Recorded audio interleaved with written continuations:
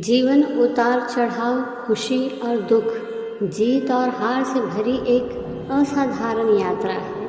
इस पूरी यात्रा के दौरान हम कई रिश्तों और संबंधों का सामना करते हैं जो हमारे जीवन को आकार देते हैं। हालांकि इन सबके बीच एकांत, आत्मनिर्भरता और आत्म खोज के महत्व को पहचानना महत्वपूर्ण है। मनुष्य सामाजिक प्राणी है, इस वजह से हमें अकेले जीवन की यात्रा करना कठिन लगता है। हालांकि कभी कभी दूसरों के साथ होना उतना मददगार नहीं होता जितना हमने शुरू में सोचा था। आखिरकार ऐसे लोग हैं जो वास्तव में हमारे लिए अच्छा नहीं चाहते। अगर हम ऐसे लोगों से घिरे हुए हैं जो हमें नीचे गिराने की कोशिश कर रहे हैं, तो बेहतर होगा कि हम अकेले ही जीवन के समुद्र में तैर जाएं। उन्हें अपने जीवन में बने रहने देना हमारी प्रगति के लिए हानिकारक होगा और यहाँ तक कि हमारे संकल्प को टूटने और बिखरने का कारण भी बन सकता है। अकेला होना उतना उदास या अकेला नहीं है जितना लगता है। अधिकांश समय यह हमारे जीवन का एक ऐसा समय होता है जब हम ये पता लगाते हैं कि हम वास्तव में कौन हैं। अगर आप खुश रहना चाहते हैं तो बिना अकेले हुए अकेले रहना सीखो। जाने कि अकेले होने का मतलब दुखी होना नहीं है। दुनिया बहुत सारी दिलचस्प और आनंददायक चीज़ों से भरी हुई है और ऐसे लोग हैं जो आपके जीवन को समृद्ध कर सकते हैं। अकेले रहने की कला को अकेलेपन या अलगाव समझने की गलती नहीं करनी चाहिए। इसके बजाय यह एक सशक्त राज्य है जहां हम अपने आंतरिक साधनों, ज्ञान और अंतर्ज्ञान पर भरोसा करना सीखते हैं। यह एकांत में है कि हमारे पास प्रतिबिंबित करने, आत्मनिरीक्षण करने और अपने गहरे स्वयं से जुड़ने का अवसर है।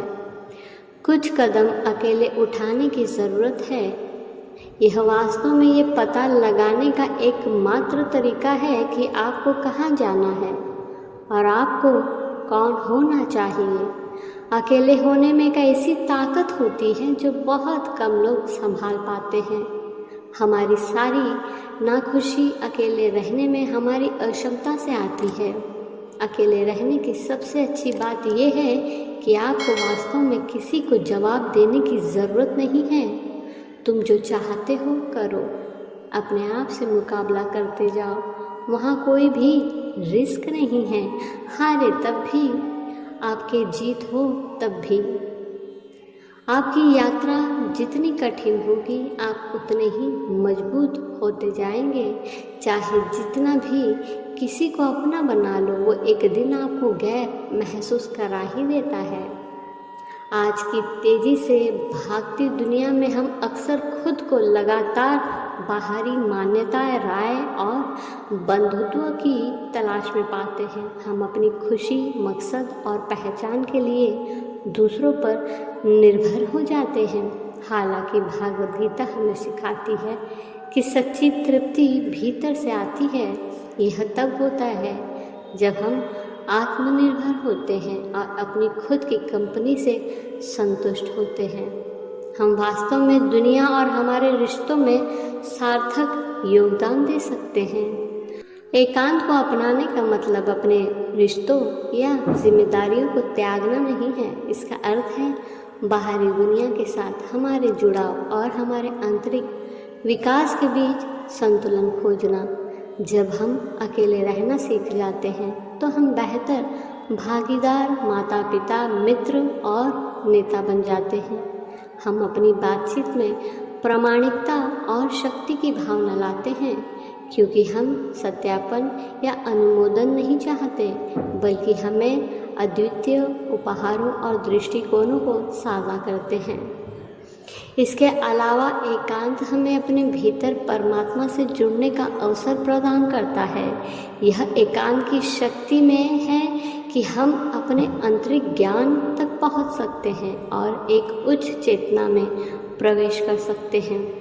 आत्म जागरूकता की गहरी भावना पैदा करके हम अपने वास्तविक उद्देश्य के साथ और अधिक जुड़ पाते हैं और शांति और पूर्णता की भावना प्राप्त करते हैं, जो बाहरी परिस्थितियों की क्षणभंगुर प्रकृति से परे होती है। जब आप जीवन के माध्यम से अपनी यात्रा शुरू करते हैं तो भागवत गीता के ज्ञान को याद रखें। अकेले जीना सीखना बहुत ज़रूरी है, अकेले रहना सीखना ज़रूरी है। आत्मखोज, आत्मनिर्भरता और आध्यात्मिक विकास के साधन के रूप में एकांत को गले लगाए। इसे एक बोझ के रूप में नहीं बल्कि अपने प्रामाणिक स्व को पोषित करने, अपने उद्देश्य के साथ संरेखित करने और दुनिया के सार्थक तरीकों से योगदान देने के अवसर के रूप में स्वीकार करें। आपको एकांत को गले लगाने, आत्म साक्षात्कार के मार्ग पर चलने और उद्देश्य, प्रेम और पूर्ति से भरा जीवन जीने की शक्ति और साहस मिले।